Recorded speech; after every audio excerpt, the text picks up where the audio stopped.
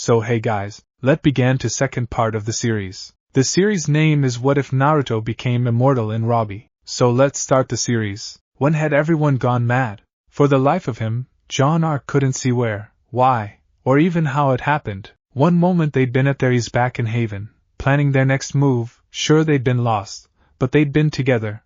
Most of them no one really knew where Blake was and sure, they aimless, adrift. But they were together, he hadn't lost heart then, he'd know they would come up with something, find a plan, a way in the dark, something, anything. At least he thought so, until Rwby's surly uncle dragged in a drunk a drunk drunker than him. Everything had snowballed after that. Pack your things, kids. We're raiding the Brahmin tribe. And my bitch of a sister. You see, that was the moment, the instant he should have known everything had gone awry. But he'd forged on ahead regardless in the vain hope that he'd find light at the end of the tunnel. And with it, vengeance for the fallen. Now one thing had led to another, and here he was in the thick of things. Fighting for his life, arms sore, pulse pounding in his ears, crochet moors dripping with bandit and traitor blood alike. His blade cut a crimson path before him. Felling each bandit that crossed him, he'd lost himself in the madness of battle, and for the first time in a long time since that awful night, he was smiling. A tiny part of John's shattered soul wondered if this was healthy. If he should really be taking his rage out on these thugs. The rest had long since caved to the chaos whirling around him and no longer cared for such a quandary. These were bandits, scum, worst of the worst, he'd already seen their work. They preyed upon the weak and left the survivors for the grim. They were just like her. He saw Cinder's face in every enemy, every kill he made, and it stoked his rage to new heights. It gave him strength. So what if he didn't have a semblance? He didn't need one, he had aura, they didn't, it was enough. Die, huntsman. He really wasn't one, not yet, but the bandit before him couldn't make such a distinction. An awfully sharp axe whistled past his head, borne by a great big oaf of a man with brown hair, easily dodged. Pyrrha's training kicked in and he swept the brute's legs, knocking him to the floor. Even then his opponent didn't stop fighting, trying to hew him down at the ankles. Crochet moors slashed back in a streak of bloodied steel, snapping to the haft near the center and taking a few fingers at it went. His foe fell with a shriek, clutching at his ruined hand, piggish eyes widening as he clutched at the bloodied stumps. Mercy! He cried. Don't kill me! John didn't feel an ounce of it. Mercy? Was Pyrrha shown mercy? No, she was gone. Had Beacon been shown any mercy? No, their home had become a grim-infested ruin. No mercy for all those civilians cut down by the Grim and the White Fang, all those lives cut short, and this man, this wretched piece of trash who would have happily lopped off his head, had the nerve to beg when faced with the same fate. He saw himself in the eyes of this man, a bloodied specter staring down at him with blank glassy eyes. These folk weren't hunters, they were bandits, monsters masquerading as people. Just like her, they talked a big game, but in the end, they had numbers and nothing more. A black pearl of anger coalesced in his chest. It gave him the strength to do what needed to be done, to not hesitate. His eyes hardened. Remember, you tried to kill me first. Crochet moor's sword stabbed down. The man gurgled once and went still. John didn't linger to see him pass. He'd already whirled to find another opponent. A bald woman charged him with a great sword, only to find herself parried. His sword sang and swept under hers, lopping off her head. It was still sailing through the air as he crossed blades with another, battered him in the face with his shield, then ran him through while he was stunned. The bandit doubled over with a wheeze, eyes wide with horror. He planted a boot on his chest, kicked him free, and left him to die. On to the next. Time began to blur at the edges as he fought on. His arms ached. Stop, the last bitter dregs of sanity voice in the back of his head pleaded. You have to stop. Are you trying to die? Maybe he was. He moved on to the next, only to find, with some surprise, that only a handful remained. What's favored his right leg Nora's work, no doubt, and fired wildly as Crow and Ashbin harried him. Jan was making mincemeat of Mercury thanks to Ren's aid. Weiss flitted about with one of the more capable bandits, weaving a pattern of glyphs before her to ward her curved blades away. Nora was racing in that direction, hammer hefted with intent. A bolt of panic surged through him when he couldn't find Rwby. She shot past him a cloud of crimson petals and swept 3 more bandits aside with sheer momentum alone. She saw him and waved, blanched a little when she noticed the blood, then threw herself back into the fray without a word. His fears eased themselves somewhat. Good, that just left. Shut up. A shriek accompanied by rush of fire swept across the camp. There. John turned and spied Cinder locked in mortal combat with that strange drunkard. Not combat. Combat implied she stood a chance, she didn't. A lazy backhand caught her by the face and sent her flying into the air. Raven dove at Naruto while his back was turned and he slammed her face first into the ground, then struck Cinder down without missing a beat. His hand closed around her face, muffling her scream. White light burned up and out of his palm, drawing a scowl from him. No! His kill! He wouldn't be denied. He stalked toward her, mind set on murder. Someone tried to get in his way. Tan skin, red eyes, mint green hair. His hazy mind conjured a name, Emerald. She shouted something at him, but all her words were muffled over the roaring in his ears. One of her arms hung loosely at her side, the other whipped an olive sickle at his face. John caught it on his shield, whirled, and lopped off her hand at the wrist. She crumpled with a cry and he slammed his shield into her face, and they reeled away. There was a sudden flash of light as the horned man did something. He flung up an arm against it. When the light cleared he saw, so did the rest. Here are your maidens. Naruto stormed over and dropped 2 bundles of cloth at Ojpin's feet. Have fun. Oscar's body physically recoiled. What have you done? What was needed? John couldn't quite see what from this angle. That changed as he drew closer. Wait, why did they look so small? Mom? Yang took one look at them and both hands flew to her face. What happened to you? Mercury hissed out a breath through his bruised face. What the hell is this? Emerald blinked rapidly, scrubbed at her eyes. Cinder? Is that you? Arthur groaned where he lay, trapped under someone's boot. You must be joking. All around them the battle ground to a halt. John scarcely noticed. His stride lengthened and he winced as his ribs protested. Now that the battle haze had fallen away, he realized someone he was injured. Bleeding, then the anger slammed back into place, numbing it all again. Who are you people? Cinder glanced about fretfully with both eyes, voice high and reedy with fear. Where am I? What is this place? My head hurts. Raven's voice warbled in thinly veiled terror. Where's my mommy? I want to go home. What the actual hell? Crows swore. Aw, Whiskers!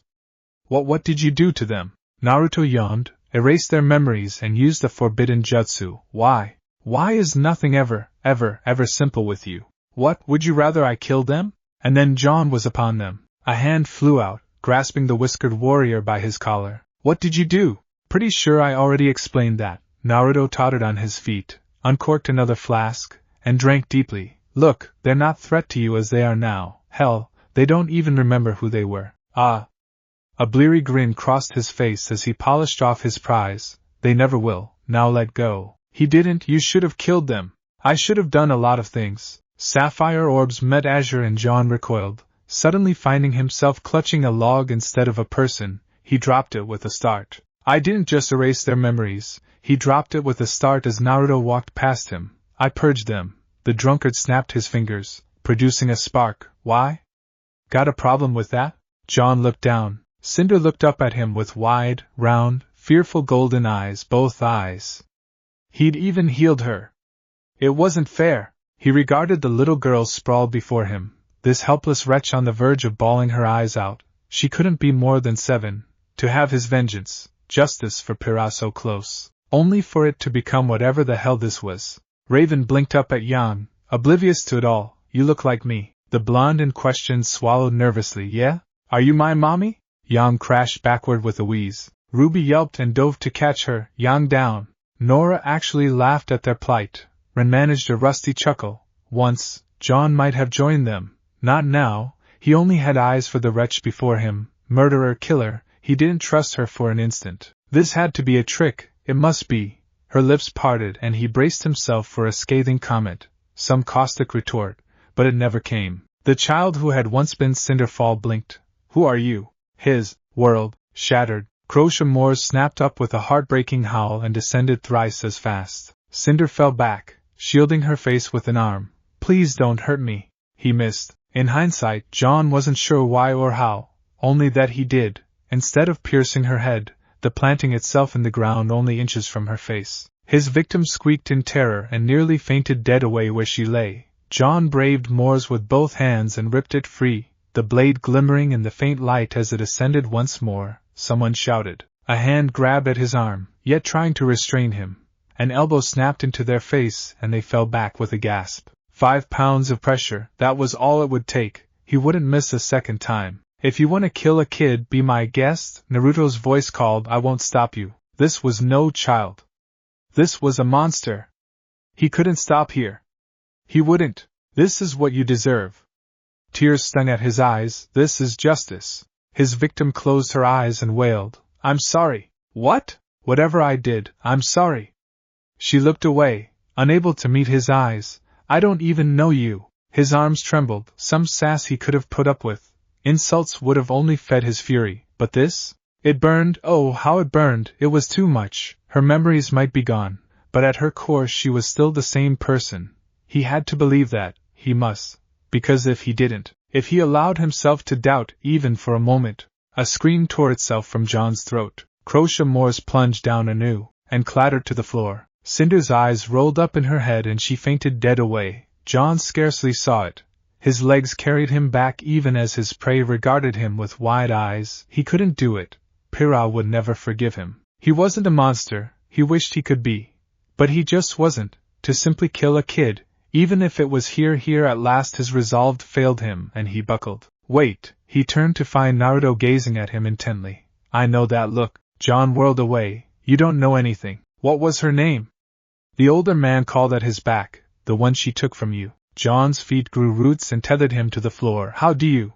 I've been around a time or two. Wasn't hard to guess. It doesn't matter. See, I think it does. Naruto plucked another flask from his satchel, then frowned. He gave the empty bottle a shake. Blast it. Why is all the rum gone? Fury sparked back to life in his heart, and he rounded on him. Do you think this is a game? When have you ever lost anything? You're just an old drunk. Careful, now. In an instant those eyes hardened, startlingly sober, and he glimpsed the man beneath the drunken facade. I've lost more than you could possibly know. A hand came down on his shoulder. Do you really want to ride this train? A silence fell over the two of them. Remarkably, the older blonde yielded first. Gah, blasted puppy eyes. He looked away with a sigh. Twist my arm. Why don't you? This friend of yours tell me her name. It was not a request. There was a part of John, a small, petty part that just wanted to defy him in spite of it all, and yet when faced with that piercing gaze he faltered. Pyrrha. Pyrrha. The old drunkard sounded her name out then smacked his lips, tasting it on the air. All right, I get it. I'm a considerate fella. I'll do you a solid, just this once, but you owe me. John gulped, not comprehending what he was on about. Do I want to know what I owe you? You'll know in a second. Confusion and hope sparked to life within John's chest and promptly went to war with one another. Crow bridled across the way. Cut the crap. You said you wouldn't do that again. I did. A lazy eye peered over his shoulder. Changed my mind. 1 per customer rule and all that. So? His gaze snapped back to John, regarding him as a curious mite and amusing rabbit. John, boy, got anything of hers on ya? Something that might have a bit of her DNA, preferably. John touched a hand to scarlet sash at his waist. Yes? Great. Quick as a flash, Naruto yanked the scarf from his grasp. I'll be borrowing this, then. Don't do this, don't give me hope, don't let me believe again. What are you doing? She's gone, reduced to ashes. In my line of work, death ain't exactly the end. Just need a hick. Naruto swayed a little, live body and aha. He turned to consider the sprawled bodies of the bandits. Most were still moving. Rwby and the others had been more merciful than he. He grabbed one by the ankle. This bastard will do. Here at last, Nora found her voice. I don't get it. Why do you need a body? Suppose you could call it a bit of necromancy. As both teams looked on aghast, the whiskered warrior dragged his victim forward. Not something I like to do often. See, I want a student. He prattled on as he slung them over his shoulder as one would a sack of flour. Someone to pass my knowledge down to. Blue eyes met John. Do that, and I'll bring your friend back. No strings attached. He was lying, had to be, but if he wasn't? If there was a chance? There could only be one response given to such an offer. John knelt and bowed his head. I pledged myself to your teachings, old man. Does this face look old to you? Naruto flung his arms up. I'm in the prime of my youth. For crying out loud. Yes, John decided, everyone himself included, had gone mad. But perhaps a little madness was good. Sanity was overrated. Are you my mother? Rwby felt her brain fizzle in her head. Excuse me? Her shout echoed off the cavernous ceiling of Haven's vault, drawing all eyes to her. My mother, little Cinderfall repeated, gazing up at her with guileless golden eyes. You look like her. Any response Rwby might have given died in a keening whine, rendering her words a stream of nonsensical gibberish. Everyone else took the news about the same.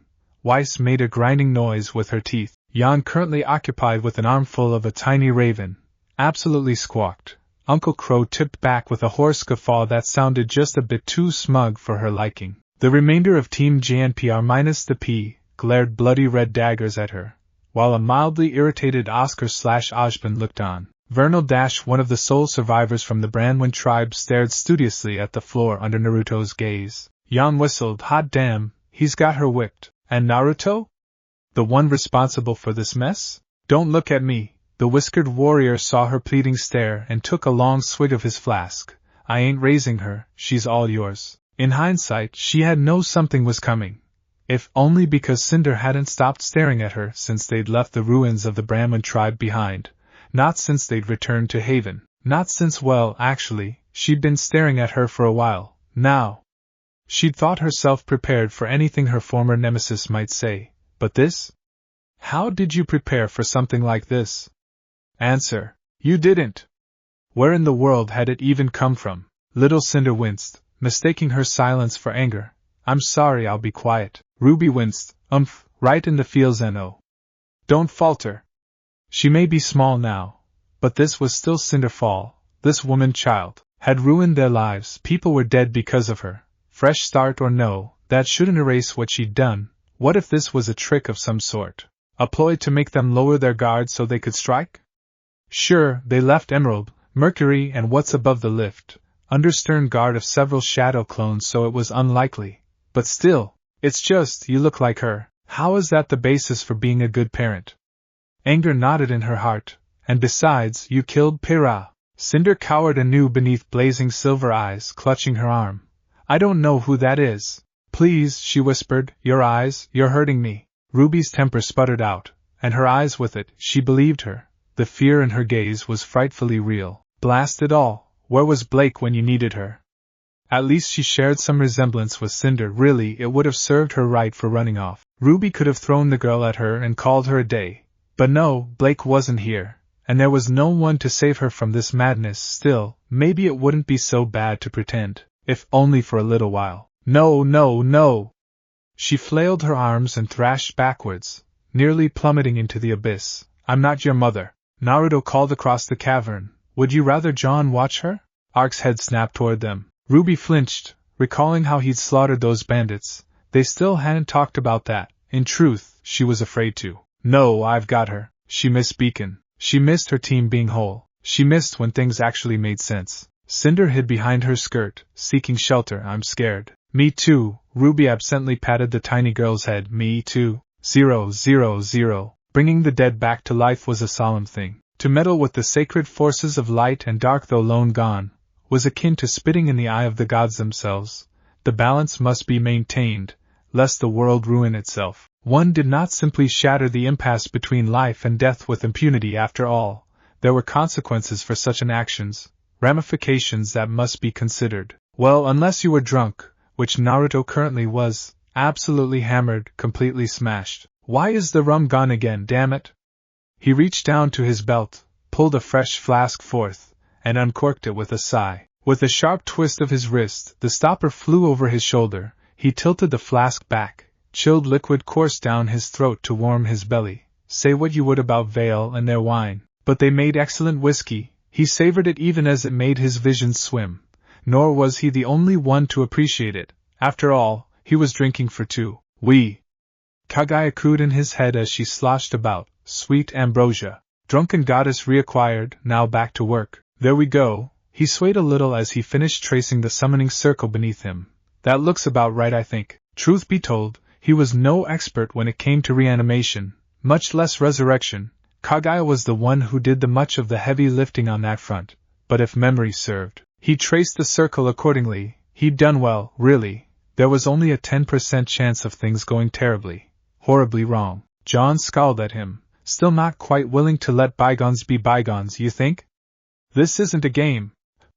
He swatted him on the back of the head. You want your girlfriend back or not? His fellow blonde subsided with a scowl, massaging the welt on his skull. Yes? Then drink up. Naruto thrust a flask into the younger man's hands. It'll put some hair on your chest. John eyed the bottle like it was poison. To him, it probably was. Alcohol wasn't for the faint of heart, and this was a fairly potent brew to begin with. Indecision warred with pride and the latter won out. Finally, he did as he was bade and immediately regretted it. Ack. Good lords, that burns. You're supposed to sip it. Naruto slapped him on the back. Still, not bad. His fellow blonde coughed. I hate you. Good. Naruto grinned. Hold on to that hate. You'll be needing it for the next leg of training. In the meantime, be a good apprentice and bring forth the victim. The stray bandit they had taken captive, not Vernal. He had other plans for her. Must have heard those words. Because the poor fool tried to make a run for it. He didn't get far. An awful crack filled the cavern, punctuated by a girlish scream that didn't come from a girl's throat. Raven and Cinder winced as they hid behind their chosen mothers. Yang and Rwby wisely looked away. Nora did no such thing. She was all too happy to drag their captive back, grinning from ear to ear. Ren palmed his face. Really, Nora? Did you have to kneecap him? In both knees? What? The ginger bomber grinned. I said I'd break his legs if he tried to run. He didn't listen. Naruto patted her head for good measure. Good girl. Put him in the circle. She grinned up at him and did as he asked. Oscar, no, that was Ashbin in control, judging by the eyes looked mildly put out by it all. Must you be so blasé about this? He planted his cane upon the floor and leaned against it. What you're doing is taboo. Ah, good ol' Ozma. Proverbial stick in the mud, sober fool who didn't enjoy the beauty of booze. Kagaya made a noise of discontent in his head. Can I kill him? He's annoying, like a fly. You can, but he'd probably just come back. That curse is a stubborn thing. Boo. Yup, Blue Eyes rolled. We must go away, Magic Man. Shoo. He made a less than subtle gesture at the ageless wizard. Don't want to talk to you. A casual kick knocked the bandit out at his feet, cutting his shrill shrieks short. From there it was mostly tedium. John brought forth the red sash Pyrrha Nikos once wore, which was promptly snatched up, inscribed with seals, then placed in another circle opposite the stunned bandit. Any lingering genetic material on the cloth was minor at best. Skin flakes, a bit of hair, perhaps a little blood, but it would have to do. It was all they had. He'd worked with less before. His grin was a terrifying thing to behold. All right then, let's get cooking. Well, not cooking per se, but still. Of course someone wise had to protest. How do we now this'll work? It works. Crow's voice was a low rasp. I've seen it before. Rwby flashed him a curious look at that. Crow titled his own flask back. I'll tell you later, runt. All right. Naruto turned his attention inward. I'll need your help for this next bit. Never been very good at resurrection myself. No! Kagaya sulked and crossed her arms, sleepy. Don't wanna. But after an eternity together, he knew her tells. I'll take you to Menagerie. Remember the vodka there? Was it possible for a goddess to drool in his head? Kagaya was making a good show of it. Gaira always did have the best drinks. Now to call her back. Contrary to popular belief, it was rather easy. Pyrrha's spurt had never been far from her team. Even now he could sense what remained of her nearby. A regretful wraith not quite willing to pass on to the afterlife. It was merely a matter of finding and binding. Aha! There, he grinned and reeled her in. Come here, you. His hand closed around a tiny blue sphere in his mind's eye, hooked it, and drew it in. No one noticed it. How could they? They weren't attuned to the spiritual world as he was. Souls could not speak. But they were still the core of a person. They contained emotions, feelings. A faint sensation permeated his mind as he held her spirit aloft. Where? He hushed her. It'll all be over soon. Then he yanked. At his feet, the stubborn bandit jolted back to wakefulness as the Edo Tensei took hold. Poor timing on his part. He woke just in time to be consumed by dirt. Vernal saw it and retched, looking on helplessly as his very being was consumed by an avalanche of ash. Body and soul alike subsumed in an instant. The fool managed one last, awful scream before he was devoured. Naruto winced only a little. Really, that was a horrible way to go, but beggars couldn't be choosers. And with the bandit's death, new life was called back from the beyond. With his Shaker and Kagaya's guidance, a new body took shape from the ash, forming an unfamiliar likeness not quite known unto him. but intimately unto others. Lifeless eyes stared straight ahead, seeing nothing. Naruto heard John gasp a ways behind him. Further back, Rwby began to sniffle softly. Ren murmured, so that's how it works. Naruto felt the soul sing in his grasp. 3 rapid steps carried him forward, and with a 4th, he reared back and slammed the soul inside. Cracks scrawled across her face, leaving her dead eyes to flutter in a slow blink. In this state her body was still not quite complete. She was indestructible like this, certainly, but she lacked her key senses. She couldn't feel pain, knew not the sensation of touch. Thankfully he didn't intend to keep her this way for long. One thing I don't get, Crow rasped. Why revive her down here in the vault? 2 birds with 1 stone, Naruto shrugged. Save some time. Speaking of saving. Blast it, using this jutsu always makes me sober, best get it over with. Kagaya whimpered, my precious booze. We'll find more, don't worry. Blue eyes pulsed into rippling violet as he pushed his will upon the ashen zombie sprawled before him. Rina Tensei. By his will Esh became flesh and blood. Her pale hair regained its luster, becoming a vibrant scarlet once more. A short, startled gasp fled from her lips, one mirrored by many watching. Naruto counted up to 10, watching for any imperfections as her sin regained its color, her once blank eyes now a sparkling green. Where? She frowned, coughed a little, and looked around. Where am I?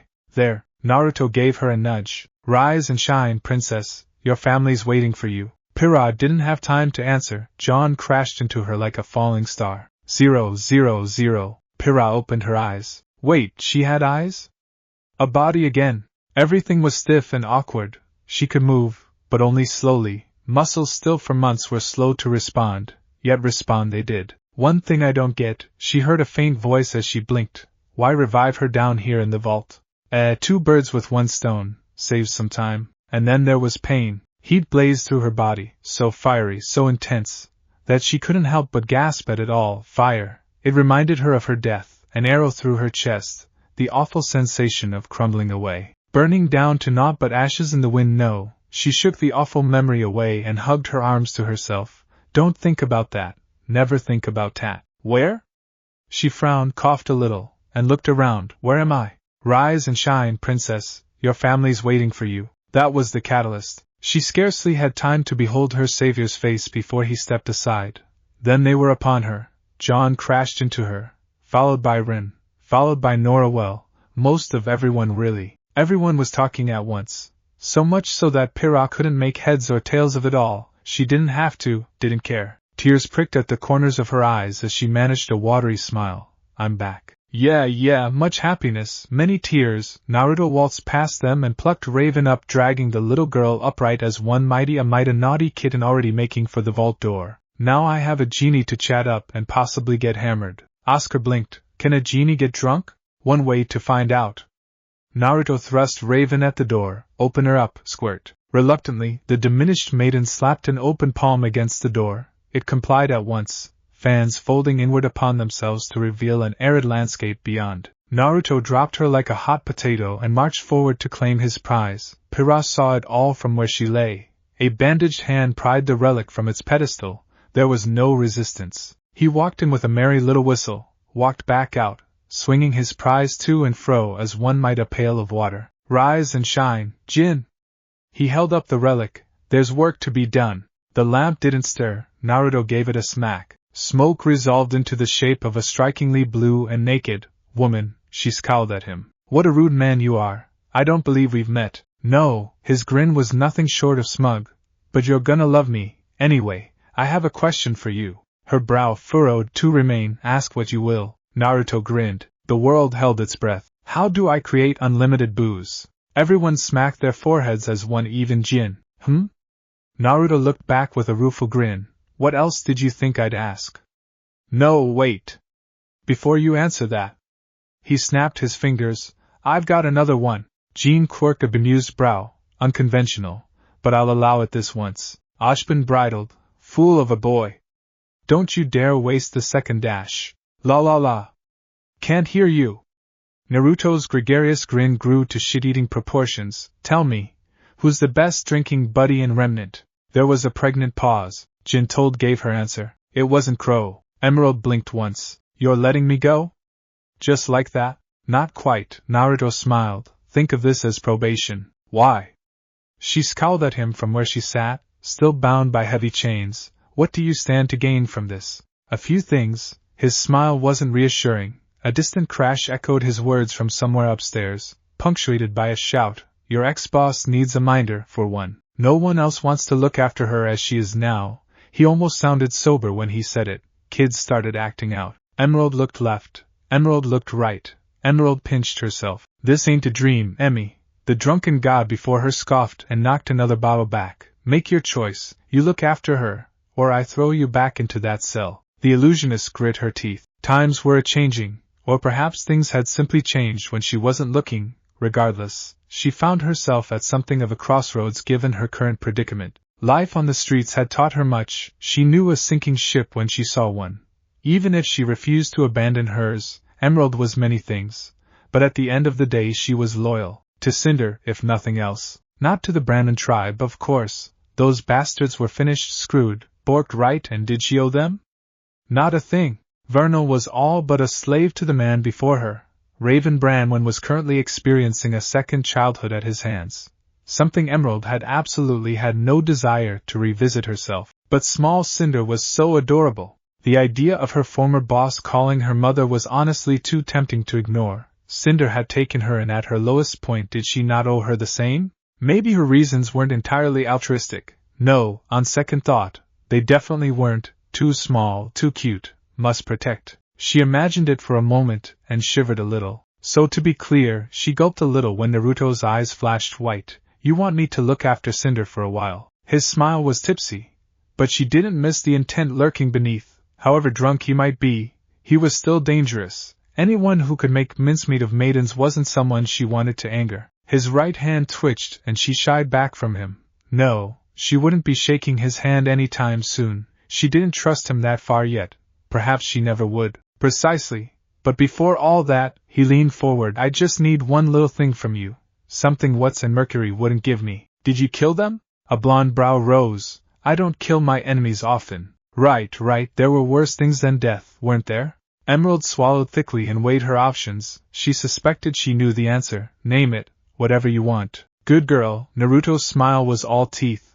When are the White Fang attacking Haven? Emerald briefly considered holding on to that tidbit out of spite if nothing else. Then the whiskered warrior tilted his head just so. She warbled and broke. Some time later, the White Fang struck in the dead of night. Their orders were clear, their purpose clearer still. Truth be told, Adam was rather proud of his accomplishments. Just as Beacon had fallen before, so too would Haven be laid low. No one would be able to stop the Fang. His Fang, with Sienna's death, they were his to command. Just thinking of it filled him with a hot flash of pride. He would do what she would not, could not. Covert agents had already begun the painstaking process of planting explosives, first on the CCT tower to prevent any such communication across the kingdoms. From there they would set out to the school itself. Nothing could stop them now. Floodlights snapped on from the courtyard above, bathing his brothers and sisters in baleful golden light. Wait, why gold light? Adam looked up. Oh dear, You only brought a few dozen men? That's adorable. Naruto raised his hands in turn. Alright, I'll play. Release restraint level 1. Someone behind him swore a blue streak. Get down. All hell broke loose. Adam Taurus couldn't look away. He wanted to, make no mistake. His body just wouldn't obey him. Some sixth sense said that to do so now, to avert his eyes now from the billowing cloud of smoke rising before him, even for a moment, would lead to his death. For all his attempts to move his legs remained rooted to the floor as the others sought cover. Something gleamed in the smoke. Adam Taurus had seen some scary shit in his day. But this jumped the fucking shark and ate it besides. In short, he was not prepared for what lay within. Because it wasn't that baffling blonde that emerged from the fog. A horned woman emerged from the haze in the man's place, still wearing the insufferable fool's clothes, though they draped loosely around her thin frame. Fair of face was she, her skin an almost pallid gray to match her already ghost-white hair, eyes a brilliant shade of white. A single red eye gleamed from the center of her forehead, cold and cruel. As he looked down it actually swiveled to blink at him. I see you, Adam Taurus, it seemed to say. I know you, your every fear. She cocked her head at him, producing an awful crack left had him flinching. Fly, you fool! His mind cried out in nameless dread his body didn't understand. Flee! Hide! The faunus? Woman raised an arm, considering as a small child might a new toy. She drew out the word, almost slurring it as she swayed in place. I get to play? She patted her face, as though to make certain it was still there. It's been so long since he last me out. Why is everything spinning? Her eyes sought his. You there, boy? She raised a finger his way, tried to walk, then stumbled. Lay down your sword and swear fealty to me. Do so, and I'll spare you. Silence stretched between the two of them. One could hear a cricket chirp in the void that followed. Incredulity crept into the fear that held Adam and overshadowed it. Excuse me? You're excused, peasant, she hummed pleasantly. Now kneel. Damn! Her heard someone snicker somewhere behind the pale woman. Sounded like the blonde wench. I like her, she's got attitude. The woman made a pleased noise and looked back her way. Good of you to notice, fiery child. I shall make you one of my lieutenants in the coming dynasty. The harlot had the gall to laugh. Thanks? The little red girl piped up. Aw, what about me? I shall consider it if you bring me more wine, daughter of summer. On it! Hands off my flask, squirt. Neva! Weiss, Emerald! Put little Cinder down, and help me get it off of him. Adam felt a muscle jump just below his right eye. Was he being ignored? He was. No one was looking at him. Not a single, solitary soul. What manner of madness was this? His instincts were still shrieking at him, hollering for a retreat, but they drowned now in boiling cauldron of his rage. This wicked witch dared to speak to him in such a manner? He led the white Fang. He would burn Haven to the ground. He would lead the faunus into a new era. He, and no other. If anyone dared to look down on him, they would meet the fate of this woman. Don't look down on me. Wilt ripped through the air to seek her throat. Without even looking his way, the creature swayed on her feet like a drunkard at last call, hiccuped now, as she swayed around the blade, ducked a follow-up blow, and leaped over a third. Despite her horns she gave ground as one might expect of a sloth faunus, feet creeping backward an inch at a time. That small, insufferable smile never left her face. Must you make me exert myself so?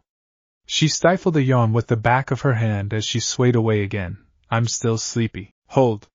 Still! She did and caught his blade between two fingers. His world came shuddering to a halt, stuck. His sword was stuck, trapped between those pale digits. It should have been easy to extricate it, to tear himself free and cut her to bits, and yet, her brow furrowed. Do you not wish to enter mine service? No!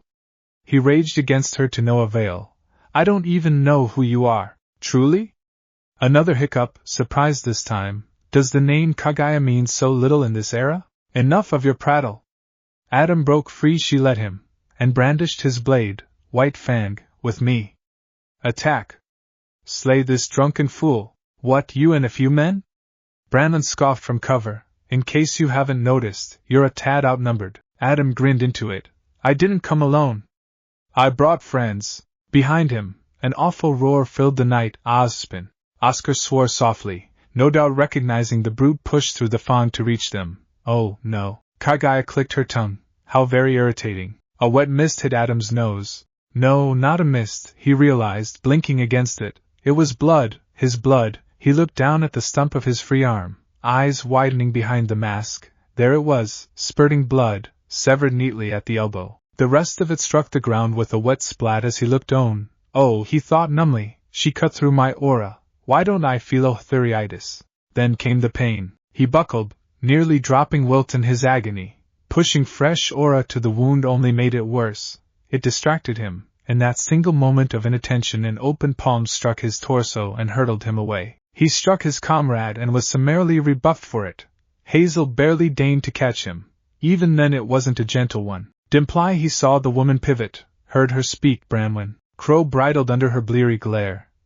I believe this one harmed your niece. You and your associates may have him. The brute is mine. Crow's gaze snapped to Adam. Don't gotta tell me twice. Jan cocked Ember Celica with a snarl. I called dibs on his face. Murdenaster trailed a line of icy death. Not if I get there first, Shalom. Adam stumbled upright, gritting his teeth. You wretched little. A scythe hooked around his ankles and yanked furiously. His face smacked into the floor with an awful crack. Their shadows fell upon him, weapons clicked. No, not like this, he couldn't go out like. Then they were upon him. 000. Ajban must die. No two ways about it. No matter how many times it took, be it dozens, or hundreds, or even thousands, he must die. Sooner or later one of those deaths would stick. That, or the brother gods would grow bored of him and finally put an end to his miserable life once and for all. Such was Hazel's theory. It was a good theory, he certainly thought so, and if he was the one to deliver said deaths, all the better, downright cathartic. Unfortunately, killing the parasite was seldom simple these days. He brought allies, of course. Mere children, really, children Hazel swept aside with ease. A boy with a sword and shield, a girl with a hammer, and another feminine-looking lad with gun-like knives. The rest were occupied with Taurus and the white Fang, which made them no concern of his, while he was given some pause at the sight of Emerald clutching two young girls to her little lasses that looked oddly like Raven Branwen and Cinder Fall. Of all people, she made no move to fight and was thus summarily ignored. Why pay her any heed, when his prize was at hand? Ajban! Filthy parasite! Hold still and die! Oscar yelped and dodged nimbly, ducking his fist to scramble backward like a drunken crab as it cratered the pavement. I'd rather not, thank you. You have no say in the matter. He beeled after him, dust crackling over his skin. I'll crush your skull like grape. A hand closed around his wrist to hold him fast. It didn't belong to the parasite. He tried to look back to no avail. Whoever held him had a firm grip. Now, a rich voice cooed in his ear. Let's not bully the elderly. Ajban seemed to take offense to that. Judging by the way the boy's body perked up, he didn't miss the way his eyes flashed, nor the sudden lilt to his voice. Made his blood boil, it did. Gretchen's voice whispered in his ear, howling for blood. Old am I? His sister's killer tooted once and levered himself up on his cane. Wretched body snatcher that he was. I believe that's the pot calling the kettle black, Kagaya. Not another word, you old fossil, the woman slurred. I'll eat you. Hazel snarled and tried to pull away. Release me. As you wish. Gravity betrayed him. There could be no other explanation. Words. One moment he was struggling against this strange Kagaya woman. In the next his feet left the floor. He rocketed backward into Haven Academy. His spine struck the towering statue of a woman. It held for the most part. His consciousness did not. Still alive, are you? It was there that things went sideways. For you see, he came to and found that horned woman stepping on his head. I always did like the sturdy ones, she hummed down at him. It takes effort to break them. Hazel glowered up at her. Long ago, Salem had warned him of a woman with horns and pale skin. She told him to be wary of such a being. He'd given little thought to it at the time. Indeed, he dismissed it as one of her riddles. Why shouldn't he at that? He hadn't expected to encounter such a creature here. I believe I shall have another drink. What the actual hell? Surely she wasn't about to? She was. Rather than attack, Kagaya hopped off him, pulled another bottle from God's new ware and hoisted in the air. What say you? She grinned blearily at him, hefting the dark bluish-black bottle like some war trophy. Share this with me and I might let you live. Hazel drew another dust crystal and jammed it into his shoulder. Fire dust crackled across his skin to join the lightning already coursing through him. The moment it did, he pivoted and punched with all his might. Dark red spattered his face as he struck the bottle. In all honesty, he hadn't meant to. He'd been aiming for Kagaya's face. She'd skipped backward at the last moment. Result? Her bottle became the first causality. Judging by the look she was giving him, he was about to be the second. Kagaya looked down at the brilliant red wine staining her robe. Back to him. Back to the bottle now. That wasn't very nice, she rasped out, scowling at the puddle even now dripping at her feet. I do believe you just killed my buzz. Thunk. Hazel looked down, alarmed to find it protruding from the point of his left shoulder. He felt no pain. His semblance prevented such, but it did little to disguise his shock when he saw the blood blooming there. She'd slashed through his aura like butter. He reached up with a large hand and ripped it free, ignoring the blood sluicing down his chest. A deep wound, but not a crippling one. He'd suffered worse. That was good rum you just wasted. A slow, sinister smile overtook the woman's sleepy face. I'll have you pay for it with your blood. After all, it's so rare that he lets me out to play these days. Hiak? His head snapped back as the drunken goddess drove a heel palm into his chin. He was still soaring backwards when she yanked him out the air and smashed him flat onto his back. He didn't see how she did it, and frankly he didn't care to. Because she just reached down, hooked 2 fingers in his nose and yanked him upright. Pitiful, she spat, holding him. Is this what passes for a warrior these days? How weak your kind is without chakra. Weak? He wasn't weak. He had the strength, the resolve, to do what others never would. Rarg! He lashed out blindly, to which she pirouetted away, performing a graceful flourish. Your arm is still dislocated, dear. He reached up and snapped it back into place. Curious, she tilted her head anew, ashen hair falling over one eye. Do you not feel pain? My semblance prevents it, he growled through grit teeth. It was the wrong answer. Wonderful! Kagaya clapped her hands together, grinning from ear to ear. I've been dying to try some new techniques. Do let me know if you feel this. Feel Wayawarg? His words pitched into a startled snarl as several dozen needles burst from within his body to skewer his skin. Again his semblance stepped in, preventing him from feeling the pain. And still the woman smiled at him. She raised a hand and twisted it. His body usurped his control, limbs twisting at a horrific angle as his very blood betrayed him, forcing him down to a knee. Well? She cooed, do you feel this? Do let me know. He couldn't lose to this witch of a woman. He refused. I will never give up. He smashed a fist into the ground and levered himself upright. For my sister. For Gretchen. For all those souls Ajban sent to their deaths. I will kill. Stop, she held up a hand, cutting him short. Did you say Gretchen just now? He didn't like where this was going. But what choice did he have here? What of it? Those unholy pale eyes widened, seeing something she hadn't before. You're related, aren't you? And if we are? Oh, she hummed, only to repeat the word twice more. Oh. But that would mean, and you think? Pfft. She covered her mouth to stifle a snort. Are you truly that blind? Hazel made it up to a knee. Her hair flicked out and skewered his right knee, pinning him in place. The only blind one here is you. I think not, he. A low sound escaped Kagaya then, little more than a snicker. She covered her mouth to muffle it, to no avail. Her shoulders began to shake. Stop, hee-hee-ha-ha-che. She clutched at her sides. Stop laughing. Kagaya paid him no mind. Before long her giggles dissolved into outright laughter. She threw her head back, spread her arms wide, and cackled at the broken moon above. Her voice pitched into a demented shriek of raw delight, a cry to chill his very bones. Stop!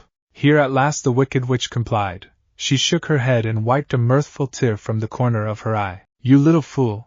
Her hand waved and her hair flicked out again, drilling through his remaining foot to pierce the pavement beneath. I'll have you know she was quite the drinking partner. Oh, the sound she made under my fingers, how she squealed. Hazel's face began to burn with fresh heat. This was not something he wished to hear. Silly boy, Ashban isn't the reason she died. You lie. Why would I? Kagaya leaned forward, smile gone cruel. The truth, I've found, is far more painful than a lie, and I do love dealing out ba. A frown writ her angelic visage as she leaned back again.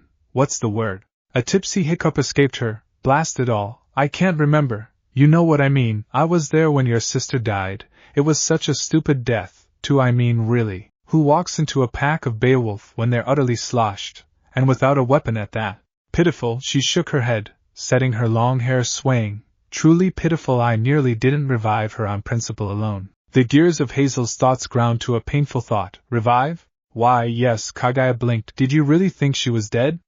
Silly boy. Of course he did. She'd been gone for ages.